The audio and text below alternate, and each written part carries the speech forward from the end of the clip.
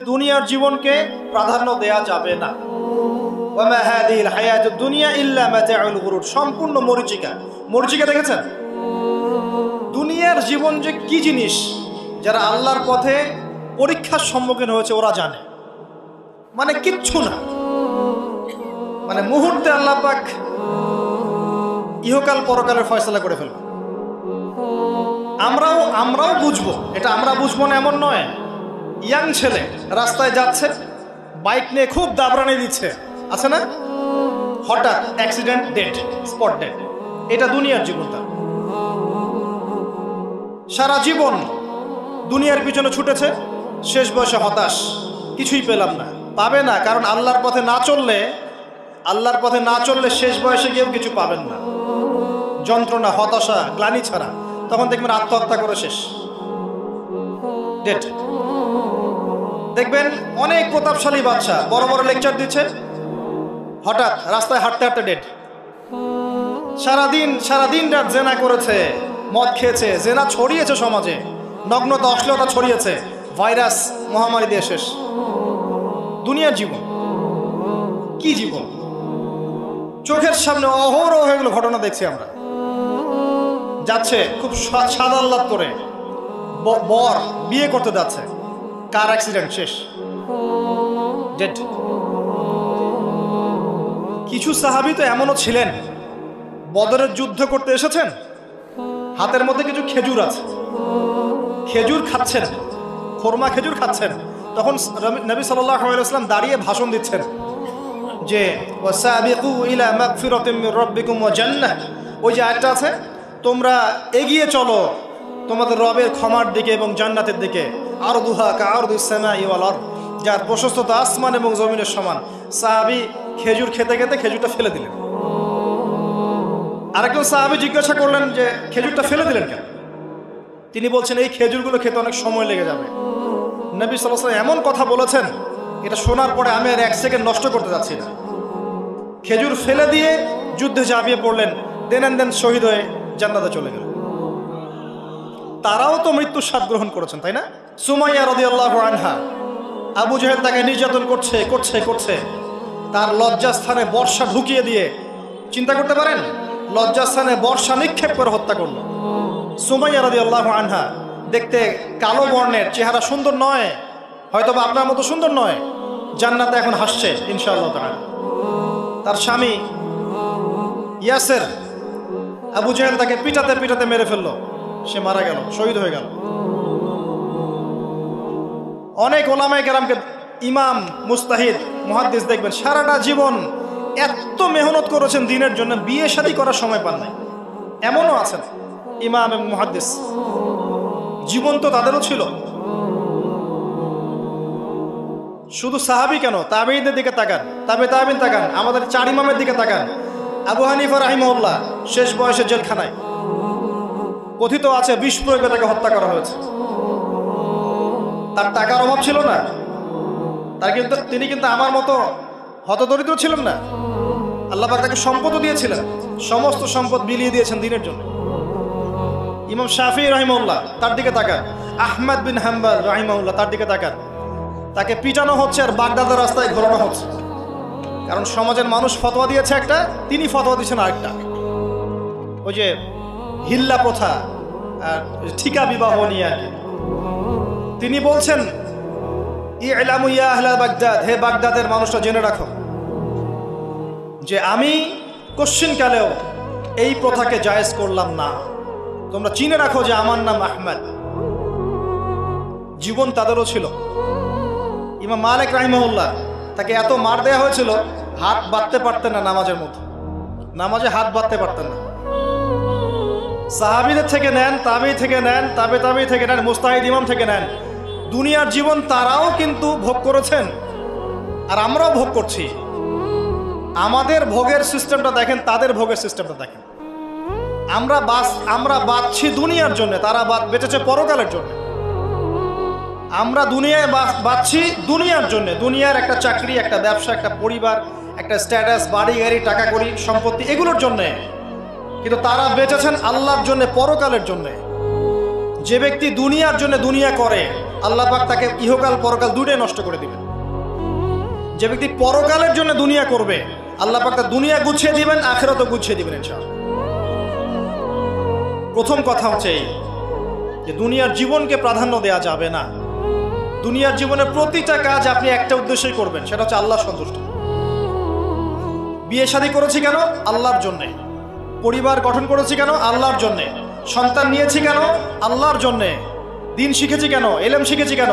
আল্লাহর জন্যে। চাকরি কেন করি? আল্লাহর জন্যে। প্রতিটা কাজ ইবাদত হবে যদি আপনি মুহাম্মদ সাল্লাল্লাহু আলাইহি ওয়াসাল্লামের তরিকা মেনে চলেন। ওয়া মা খালাকতুল জিন্না ওয়াল ইনসা ইল্লা লিয়াবুদুন, শুধুমাত্র ইবাদত করার জন্যই আল্লাহ পাক জিন এবং মানুষ জাতিকে সৃষ্টি করেছেন। আপনাকে আল্লাহ পাক এই হায়াতটা দিয়েছেন। এখন বাকি সময়টা চিন্তা করেন, আগামী 30-40 বছর কিভাবে কাটাতে চান? দুনিয়ার জন্য বাঁচবেন না আল্লাহর জন্য বাঁচবেন?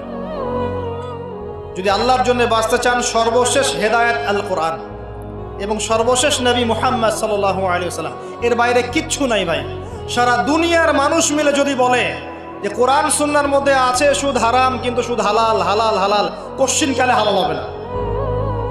সারা দুনিয়ার মানুষ একটা মাঠে যদি এসে বলে সুদ হালাল, সুদ ভালো, কোশ্চিন কালে হালাল হয়ে যাবে না, হারামই থেকে যাবে।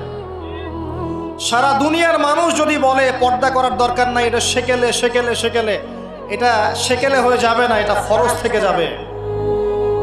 কিচ্ছু নাই কোরআন সুন্নাহর বাইরে, কিচ্ছু নাই। যা আছে দেখছেন বোগাস, যার কোনো ভিত্তি নাই, মানুষের মন গড়া প্রবৃত্তির অনুসরণ। এখন আপনি যখন কোরআন এবং সুন্নাহর কাছে আসতে চাইবেন, তখন কিন্তু আপনি চতুর্দিক থেকে বাধা পাবেন। এই পথ চলাটা এত সহজ হবে না। হ্যাঁ, কাদের জন্য সহজ হবে? যারা প্রোটেস্ট্যান্ট মুসলিম হবে। কি মুসলিম? প্রোটেস্ট্যান্ট মুসলিম। এটা কেমন? মানে ওটাও ঠিক এটাও ঠিক, সুদ খেলেও হয় না খেলেও হয়, পর্দা করলেও হয় না করলেও হয়, নামাজ পড়লেও হয়, মাঝে মাঝে ছাড়লেও হয়, যাকাত দিলেও হয় না দিলেও হয়। মডারেট প্রোটেস্ট্যান্ট মানে কোরআন সুন্নাহ যা আছে এগুলো খুব কঠিন মনে হয়, এটা মৌলবাদী মনে হয়, এগুলো মানলে তো এই যুগে চলা যায় না, এগুলো ওই যুগের জন্যে। এরকম ভার্সনে যারা চিন্তা করবে তাদেরকে কষ্ট পেতে হবে না। তারা দেখবেন কষ্ট না করেই দুনিয়ার জীবন কাটিয়ে দিচ্ছে, ওদের কোনো বাধা বিপত্তি আসবে না। আপনি যখন কোরআন সুন্নাহকে আঁকড়ে থাকবেন, কেমন করে আঁকড়ে থাকবেন? মারির দাঁত দিয়ে কামড়ে থাকবেন, নবীজি বলেছেন। মারির দাঁত দিয়ে কামড়াতে বলেছেন, সামনের দাঁত দিয়ে কামড়ালে ছটকে যাবে, টান দিলে ছিঁড়ে যাবে। মারির দাঁতে কামড় দিলে, টান দিলে সহজে ছিঁড়বে না। এভাবে থাকলে আপনার বাধা আসবে। এখন আপনার সামনে দেখবেন আপনি কিছু ফিতনা এবং কিছু সলিউশন। আপনি নিয়াত করেছেন যে আপনার যে গুনাহগুলো হয়েছে এগুলো থেকে আপনি তওবা করবেন ইনশাআল্লাহ। আগামী দিনগুলো আপনি কোরআন এবং সুন্নাহ অনুসারে চলবেন। এই কথার সাথে একমত আছেন তো? এখন চলতে গিয়ে দেখবেন যে আপনি কিছু স্পষ্ট বিষয় দেখতে পারবেন যেগুলোর সাথে আসলে কোরআন সুন্নাহর খুব একটা মিল পাওয়া যাবে না। আপনি দেখবেন স্পষ্ট শিরক করছে মুসলিমরা, আপনি দেখবেন স্পষ্ট বেদাত করছে, আপনি দেখবেন হারাম খাচ্ছে। মুসলিম যুবকরা মাদক, পর্নোগ্রাফি, জেনা, ফ্রি মিক্সিং, আপনার জুয়া, ক্যাসিনো, এই যে আপনার টিকটক প্রজন্ম, এগুলো নিয়ে ব্যস্ত আছে। আপনি স্পষ্ট দেখবেন মেয়েরা বেহায়ের মতো ঘুরে বেড়াচ্ছে। আপনি স্পষ্ট দেখবেন যে আপনি হালালে থাকলে চাকরি পাচ্ছেন না। আপনি স্পষ্ট দেখবেন পরিবারের লোকজন কথা শোনে না। আপনি এমনও দেখবেন ওলামায়ে কেরামের মাঝে ঐক্য নাই, এমন দেখবেন। আপনি এমনও দেখবেন যে মানুষ দিনকে দুনিয়ার বিনিময়ে বিক্রি করে দিচ্ছে। আর এমন দেখবেন যারা আপনার উপরে আছে তারা দিন সম্পর্কে তেমন কোনো জ্ঞান রাখে না। এমন জটিল পরিস্থিতিতে আপনি কি করবেন তখন? এরপরে আপনি যখন বিশ্বের দিকে তাকাবেন তখন দেখবেন বিশ্বের সমস্ত পরাশক্তিরা ঐক্যবদ্ধ ইসলামের বিরুদ্ধে। বিশ্বের সমস্ত বড় বড় পরাশক্তিরা ঐক্যবদ্ধ ইসলামের বিরুদ্ধে। দেখবেন আপনি ইসলামের কোনো খিলাফা নাই, দেখবেন কোনো ইমাম নাই, কোনো আমির নাই, কোনো জামা নাই। দেখবেন আপনি সেই রকম সলফে সালেহিনদের যুগের মতো শৌর্য, বীর্য, ব্যক্তিত্ব, গায়রাত কিছু নাই। মনে হবে যেন আমরা দাসত্বের শৃঙ্খলা আবদ্ধ হয়ে গেছে। তখন আপনি কষ্ট পাবেন মনে মনে। আপনার মধ্যে ঈমান থেকে থাকলে আপনি কষ্ট পাবেন, ভিতর থেকে কষ্ট ফিল করবেন। যদি প্যারালাইজড রোগী হয়ে থাকেন তাহলে কষ্ট ফিল করবেন না। চেতনা থাকে দিনের, কষ্ট ফিল করবেন। তখন আপনার স্ট্রাগল শুরু হবে। তখন আল্লাহ যদি আপনাকে বুঝ দেন, আল্লাহ দেখবেন আপনি কি করেন। আপনার মেধা দিয়ে আল্লাহ আপনি কি করেন, আপনার অর্থ দিয়ে আপনি কি করেন, আপনার হায়াতটা দিয়ে আপনি কি করেন, আপনার এই যে জনবল দিয়ে আপনি কি করেন, আল্লাহ আপনাকে যা দিয়েছেন তা দিয়ে আপনি দিনের জন্য কি করছেন, আল্লাহ পাক তখন দেখবেন। এই জায়গায় আমি আপনাকে কিছু সলিউশন বলছি। এটা শুধু আপনাকে বলছি তা নয়, আমি নিজেও এটা ফিল করি, লালন করি। আর আমি এমন কিছু বলবো না যা আমি নিজে আপনার জন্য পছন্দ করি না। যেটা আমি নিজের জন্য পছন্দ করি সেটাই আপনাকে বলবো। প্রথম কথা, এখানে আপনাকে গাইডেন্স দিবে আল কোরআন। এরকম সিচুয়েশনে আপনাকে পথ দেখাবে অনলি আল কোরআন। এরপর নবী সাল্লাল্লাহু আলাইহি ওয়াসাল্লামের হাদিস। এখানে আপনার দায়িত্ব আসবে প্রথমত কোরআন পড়া শিখতে হবে। প্রথম কাজটা কি ভাই? কোরআন পড়া শিখতে হবে, তেলাওয়াত শিখতেই হবে, নিয়মিত তেলাওয়াত করতে হবে। একটা দিন যাবেন আপনার জীবনে যে কোরআন তেলাওয়াত আপনি করেন না, ইনশাআল্লাহ। বেশি থেকে বেশি করবেন, বেশি থেকে বেশি। আমার পরামর্শ হচ্ছে দিনে এক পারা করে করার চেষ্টা করুন। এরপর দায়িত্ব চলে আসবে আপনার কোরআন বোঝা। আপনি কিছু অংশ মুখস্থ করবেন, হিফজ করবেন, অর্থটা বোঝার চেষ্টা করবেন, কোরআনের ভাষাটা শেখার চেষ্টা করবেন। এর সব কিছু আপনি বুঝতে পারবেন না, তখন কি করবেন? আলেম ওলামার কাছে যাবেন, তাদের সোহবতে গিয়ে পড়ে থাকবেন। যে বিষয়টা বুঝতে পারছেন না জিজ্ঞাসা করে জেনে নেবেন। ফাসআলু আহলা যিকরি ইন কুনতুম লা তা'লামুন। এরপর কোরআনের আদেশ নিষেধগুলো আপনি মেনে চলবেন, নিজের পরিবারে এবং নিজের অধীনস্থদের মধ্যে। এরপরে আপনি থেমে যাবেন না। কোরআনের দাওয়াত আপনি যতটুকু জানেন এটা মানুষের কাছে প্রচার করবেন। মাদ্রাসা করবেন, মসজিদ আবাদ করবেন, মক্তব চালু করবেন, কোরআনের একটা রেভলিউশন ক্রিয়েট করবেন। কোরআনের জন্য আপনার জান মাল অর্থ বিলিয়ে দিবেন। ওই একটা ছোট্ট কাজ দেখবেন পরকালে জান্নাতে যাওয়ার ওসিলা হয়ে গেছে ইনশাআল্লাহ। তারপরে আপনি সুন্নতকে পাবেন, ওই সুন্নতের উপরে আপনার 24 ঘন্টাকে সাজাবেন। দিন রাত প্রতিটা আমল আপনি সুন্নাহ অনুযায়ী করার চেষ্টা করবেন। এরপরে গিয়ে আপনার দায়িত্ব আরো বাড়বে। এরপর দায়িত্ব চলে আসবে উম্মাহ কেন্দ্রিক। আপনার তাসকিয়া অর্জন করতে হবে, আত্মশুদ্ধি অর্জন করতে হলে সবসময় পরকালের ফিকির করতে হয়, মৌতের স্মরণ করতে হয়, বেশি বেশি কোরআন তেলাওয়াত করতে হয়, এতিমের মাথায় হাত বোলাতে হয়, আপনার সাদাকা বেশি বেশি করতে হয়, মাঝে মাঝে রোজা রাখতে হয়। এগুলো করতে থাকলে আল্লাহর জিকির বেশি বেশি করতে হয়, আল্লাহর ধ্যান করতে হয়, আল্লাহকে ডাকতে হয়, দোয়া করতে হয়, আত্মশুদ্ধি অর্জন হবে। একই সাথে আপনার অন্তর থেকে হিংসা, বিদ্বেষ, এই যে গীবত, রিয়া, অহংকার, সমালোচনার সংস্কৃতি দূর করতে হবে। মনের মধ্যে অহংকার, হিংসা, বিদ্বেষ থাকলে আল্লাহর নূর পাওয়া যাবে না, তখন তাসকিয়া অর্জন হবে না। আল্লাহর নূর না আসলে আপনি খিজির হতে পারবেন না, যে অনেক দূর পর্যন্ত দেখতে পারে। সূরা কাহফের মধ্যে ঘটনা পাবেন। আর এই শেষ জামানায় টিকতে হলে আপনাকে খিজির হতে হবে, দূর পর্যন্ত দেখতে হবে। শোনেন, দূর পর্যন্ত দেখতে না পারলে বর্তমানকে মনে হবে ভবিষ্যৎ। এখন যে ফিতনাময় পরিবেশে বসে আছে এটা বর্তমান, এটা ভবিষ্যৎ নয়। একটা কথা বলেছিলাম বেশ কয়েক বছর আগে যে আপনার এমন একটা সময় আসতে যাচ্ছে যখন ক্যাশলেস সোসাইটি থাকবে, মানে কাগজের টাকাটাও থাকবে না। অনেক দিন আগের কথা। তখন কিছু মানুষ আমাকে বলেছিল, পরামর্শ দিয়েছিল এবং শুভাকাঙ্ক্ষী আর কি আমার। আর দিন দিন আমার শুভাকাঙ্ক্ষী বাড়ছেই আলহামদুলিল্লাহ, যে ভবিষ্যৎ বক্তা, তুমি হচ্ছে ভবিষ্যৎ বক্তা। আমি বলেছিলাম যে আমি যেটা বলেছি এটা ভবিষ্যৎ না, এটা বর্তমান। বর্তমান সম্পর্কে আপনার খবর নাই বলে বর্তমানকে আপনার ভবিষ্যৎ মনে হচ্ছে। এখন যা দেখছেন এগুলো বর্তমান, এগুলো ভবিষ্যৎ না। খুব অল্প সময়ের মধ্যে এই পরিস্থিতিগুলো দেখবেন পরিবর্তন হয়ে গেছে। আসেন, যখন ব্যক্তিকেন্দ্রিক কাজ শেষ হয়ে যাবে তখন আপনাকে উম্মাহ কেন্দ্রিক চিন্তা করতে হবে। তাসকিয়া অর্জন করে উলামায়ে কেরামের মাঝে ঐক্যের চেষ্টা করতে হবে। ঐক্যটা হবে মন থেকে সবাইকে ভাই মনে করলে পরে ঐক্য হবে। যদি মন থেকে সবাইকে নিজের ভাই মনে করতে না পারি, মুসলিম ভাই মনে করতে না পারি, ঐক্য হবে না। যদি আমি মনে করি আমি জান্নাতের ডিলার, তোমার লিজ লাগলে আসো নিয়ে যাও, ঐক্য কখনো হবে না। অনলাইনে যাবেন দেখবেন সারা দিন কাদা ছড়াছড়ি। আর এমন এমন বিষয়গুলোকে নিয়ে আমরা কাদা ছড়াছড়ি করছি যেগুলো নিয়ে কথা না বললেও পরকালে কিছু যায় আসবে না ইনশাআল্লাহ। এমন এমন ইস্যু নিয়ে আমরা কাদা ছড়াছড়ি করি যেগুলো নিয়ে কথা না বললেও আমার জান্নাত জাহান্নামের ফয়সালা হবে না ইনশাআল্লাহ। এগুলো ওই বিষয় নয়, মৌলিক বিষয় নয়। আর আমরা যখন এগুলো নিয়ে ব্যস্ত থাকি, ইসলামের শত্রুরা দেখবেন ইসলামকে দমন করার আরো 10 ধাপ এগিয়ে যায়। আমরা ইন্টেলেকচুয়াল হতে পারছি না, ঐক্যের চেষ্টা করতে হবে, যার যার জায়গা থেকে করতে হবে, এবং মিসাল দৃষ্টান্ত নিজেকে স্থাপন করতে হবে যে নিজে যখন সবার সাথে মিশবো তখন দেখবেন মানুষ রিসিভ করে নিবে যে হ্যাঁ উনি সবখানেই আসছে, উনি সাম্প্রদায়িক চিন্তা করছে না। বিষয়গুলো হচ্ছে উম্মাহ কেন্দ্রিক চিন্তা করতে হলে ঐক্যের বিকল্প নাই।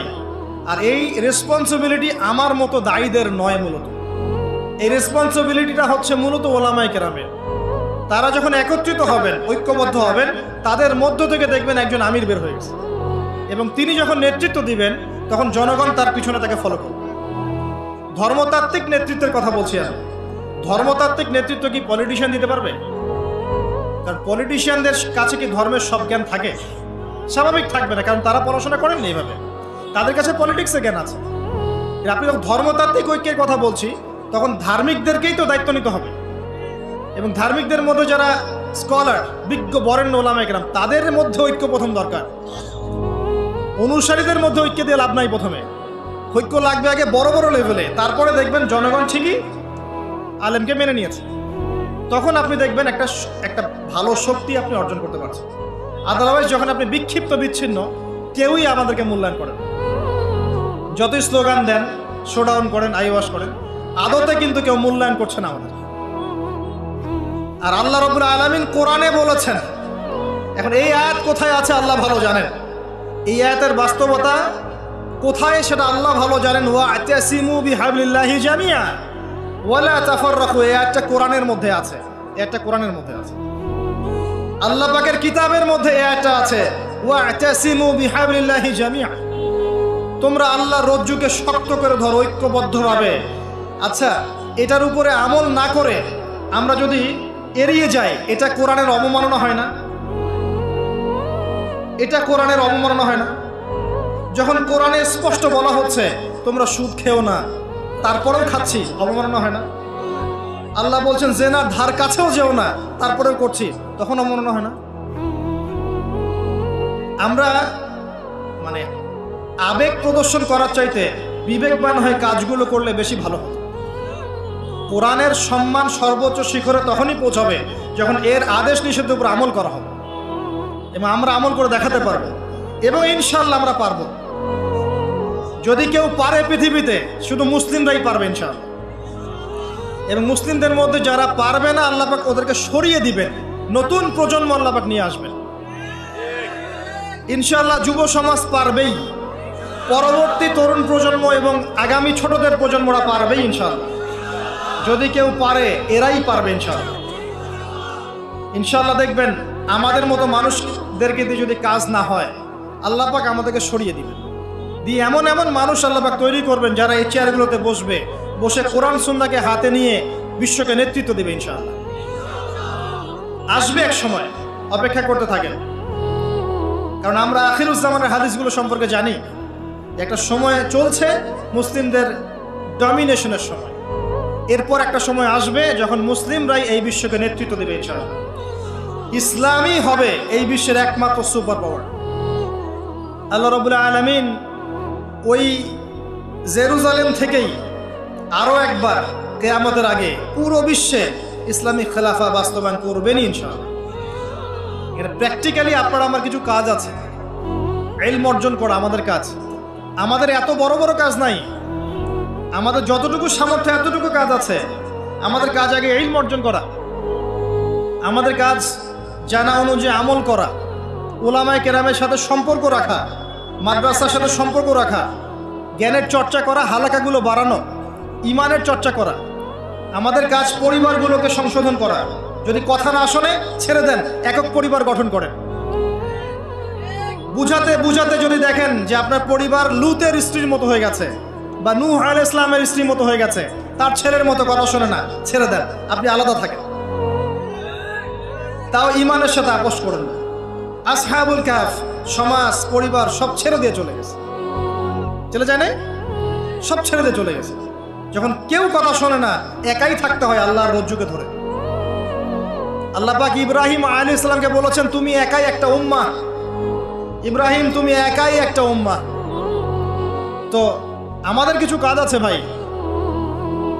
ইমানের চর্চা করা, ইলম অর্জন করা, ওলামায়ে কেরামের সোহবতে যাওয়া, তাজকিয়া, আত্মশুদ্ধি অর্জন করা, অন্তরে আল্লাহর নূর পাওয়ার চেষ্টা করা, বেশি থেকে বেশি ইবাদত করতে থাকা, সময়কে মূল্যায়ন করা, সময়কে মূল্যায়ন করা, জীবনটা গুছিয়ে নেওয়া। কারণ আমি এখানে থাকতে আসিনি, আমি আপনি এখানে থাকতে আসিনি। আজকে থেকে 50 বছর পরে, 100 বছর পরে এখানকার একটা মানুষও বেঁচে থাকবে না। এখানে আমরা বসে আছি যারা, কেউ থাকবে না, এই বিশ্বের কোনো নেতা থাকবে না। আজকে থেকে 100 বছর পরে এই ন্যাটো, জাতিসংঘ, হাবিজাবি কিচ্ছু থাকবে না। আপনি বিশ্বের যত পরাশক্তি দেখছেন এগুলো কিচ্ছু থাকবে না ইনশাআল্লাহ। এই পৃথিবীর যে মানুষগুলো এখন বেঁচে আছে 100 বছর পর কেউ থাকবে না। এখন মনে হচ্ছে এরাই সব, এগুলো সব না। 100 বছর, জাস্ট 100 বছর। আরে কিয়ামতের মাঠই তো হবে 50,000 বছর। কিয়ামতের মাঠ কত বছর? এই তুলনায় 100 বছর কিছু সময়? আল্লাহর কাছে 100 বছর কোনো সময় না। 100 বছর পর কিচ্ছু থাকবে না, কোনো আমি আপনি কেউ না, আমি আপনি কেউ থাকবো না। তো এই দুনিয়ার জীবনটাকে মূল্যায়ন করেন, গুছিয়ে নেন। আপনি জীবনের প্ল্যান করেন, আগামী 5 বছর আপনি কি করতে চাচ্ছেন, কতটুকু পড়তে চান, কি কি সনদ অর্জন করতে চান, কোন কোন বই আপনার পড়া হয়নি। আগামী 5 বছরের মধ্যে আপনার একটা ভালো জব দরকার, কি জব করবেন আপনি, যেটা করলে আপনি হালাল খেতে পারবেন। কত বছর আপনি বিয়ে করতে যাচ্ছেন এবং বিয়ের পর আপনি কিভাবে সন্তান প্রতিপালন করবেন। যখন আপনার বয়স 50 হবে তখন আপনার ছেলের বয়স কত হতে পারে, প্ল্যান করতে হয় জীবন সম্পর্কে। এবং আমি সেভ করব সম্পত্তি ভবিষ্যতের জন্য, কিসে সেভ করব? আমি এমন সম্পত্তি যদি সেভ করি, জমাই, যেটার মূল্য সামনে গিয়ে কমে যাবে, তাহলে আমি ঠকব। যদি আমি এমন সম্পত্তিতে সেভ করি যেগুলোর মূল্য বাড়বে, আমি জিতব। জীবনকে নিয়ে প্ল্যান করতে হয়। এবং এই সময়টুকুতে আমি দিনের জন্য কি করতে চাই, দিনের জন্য আমি কতটুকু করতে চাই। আমার দ্বারা কি একটা মসজিদ করা সম্ভব না? আমার দ্বারা কি একটা মাদ্রাসা করা সম্ভব না? আমি কি একটা এতিম প্রকল্প করতে পারি না? আমি কি একটা বিধবাদের প্রজেক্ট করতে পারি না? আমি কি একটা মা বোনদেরকে নিয়ে সেলাই মেশিনের কোনো প্রজেক্ট করতে পারি না? আমি কি মানব সেবামূলক কিছু কাজ করতে পারি না? ছোট্ট একটা সামাজিক সংগঠন করতে পারি না? কিছু একটা তো করতে পারি আমি। আল্লাহ পাক কি আমাকে কোনো প্রতিভাই দেন নাই? আল্লাহ পাক কি আমাদেরকে কোনো প্রতিভা দেন নাই? একজন আলেম হয়ে আমি কি 100-200 ছাত্র বের করতে পারি না? একটা বড় এমন একটা প্রতিষ্ঠান কি করতে পারি না যেখান থেকে বছরে বছরে মাশাআল্লাহ বিশ্ব বরেণ্য আলেমরা বের হবে? পারি না? কিছু তো পারি। আল্লাহ পাক কিছু তো শক্তি আমাকে দিয়েছেন। আল্লাহ পাক তো বলেননি আমাকে এখন অস্ত্র নিয়ে নামো মাঠে, বলেছেন? আমার তো পরিবেশই নাই। বাংলাদেশের মানুষ 90% মুসলিম বলছি আমরা, দেখবেন 80% নামাজ পড়ে না, দেখবেন 80% কোরআন পড়তে জানে না, যাকাত দেয় না, পর্দা করছে না, যুব সমাজের জীবনের উদ্দেশ্য ঠিক নাই, সারা দিন রাত অপসংস্কৃতি নিয়ে পড়ে আছে। এখন বেসিক কাজগুলো না করে কি আপনি বড় রেজাল্ট পাবেন? কখনো না। এই বেসিক কাজগুলো আমরা করতে পারি। এবং সবচেয়ে বড় একটা কাজ হচ্ছে আমাদের জায়গা থেকে উম্মার মাঝে ফাটল সৃষ্টি না করে ইউনাইটেড করার চেষ্টা করা যায়। আর আমাদের পরবর্তী প্রজন্ম, স্পেশালি এই তরুণদের প্রজন্ম, তরুণীদের আর আমাদের পরের ছেলে মেয়ে যারা আসবে সোনামণি, এদেরকে আপনি আগামী বিশ্বের জন্য তৈরি করেন। এটা বড় চ্যালেঞ্জ। বড় বড় আলেম তৈরি করেন। দেখেন দিন দিন আলেমদের সংখ্যা কমে যাচ্ছে। আমার মতো নগণ্য মানুষকে যখন এই চেয়ারে বসে কথা বলতে হয় তখন তো আমি বুঝতে পারছি যে আলেমের সংখ্যার আজকে কি অবস্থা। আমি তো আলেম নই, কথা বলতে হচ্ছে। কিছু মানুষ আমার কথা শুনছে, তার মানে বুঝতে পারছি আলেমদের সংখ্যা কত কম। বড় বড় ওয়ার্ল্ড রিনাউন্ড আলেম তৈরি করতে হবে। ইমাম বুখারীর মতো, আবু হানিফা রাহিমাহুল্লাহর মতো, আহমদ বিন হাম্বলের মতো কে তৈরি করবে? এটা কি আমার পক্ষে করা সম্ভব? একার পক্ষে করা সম্ভব? নিঃসন্দেহে একটা কমিউনিটি দরকার। সবার মাঝে দিনের ফিকির তৈরি করতে হবে যে আমার সবচেয়ে ইম্পর্টেন্ট জিনিস এই পৃথিবীতে আমার দিন, আল্লাহর দিন। এর চেয়ে ইম্পর্টেন্ট কিছু নাই আমার জন্য। সব কিছু পরে, দিন আগে। দিনকে এগিয়ে নিতে হবে, আমাকে চ্যালেঞ্জ গ্রহণ করতে হবে। এরকম চিন্তা ফিকির লালন করলে পরেই তো রেজাল্ট আসবে, নাহলে তো আসবে না। দেখেন আমরা, আমাদের মতো মানুষ যারা আছে, এরা একটা জাতিকে নেতৃত্ব দিতে পারবে না। প্রবলেমসগুলো ধরিয়ে দিতে পারে, হয়তো সর্বোচ্চ সলিউশনে কিছু পথ বলতে পারে। বাস্তবতা হচ্ছে এই যে কাজগুলো জনগণকেই করতে হবে। আর এই যে একদিন আসলাম, একটা কথা বললাম, চলে গেলাম, আদতে কোনো ফলাফল নাই। একদিন আসলাম, একটা মাহফিল করলাম, যেভাবে আসছি এভাবে চলে গেলাম, আদতে কোনো ফলাফল হবে না। যদি হ্যাঁ এই কথাগুলো মানুষের মনের মধ্যে গেঁথে যায় এবং আগামীর পৃথিবীর জন্য তারা প্রস্তুতি গ্রহণ করতে পারে, তখন গিয়ে কথা ফলবে। আসুন আইওয়াশ, শোডাউন এবং আবেগী জাতি না হয়ে আমরা বিবেক দিয়ে চিন্তা করি, উম্মার অবস্থা চিন্তা করি, বৈশ্বিক অবস্থা চিন্তা করি, ভাবি। বারবার একটা কথা বলি আমি, একটা দেশের মধ্যে সরকার, প্রশাসন, জনগণ, আলেমোলামা, যুবক শ্রেণী, মহিলারা, শিশুরা, এরা সবাই একটা দেহের মতো, একটা বডির মতো। এরা সবাই একে অপরের পরিপূরক, একে অপরের ভাই, সবাই মুসলিম। এখানে কেউ কারো শত্রু না। আমরা যদি একে অপরকে শত্রু মনে করে ভুল করব, তখন আমাদের শত্রুরা সুযোগ পেয়ে যাবে। আমরা সবাই একে অপরের পরিপূরক, সবাইকে নিয়ে, দেশকে নিয়ে, জাতিকে নিয়ে, উম্মাকে নিয়ে এগোতে হবে। আল্লাহ পাক আমাদের যুব সমাজকে বোঝার তৌফিক দান করুন, আমিন।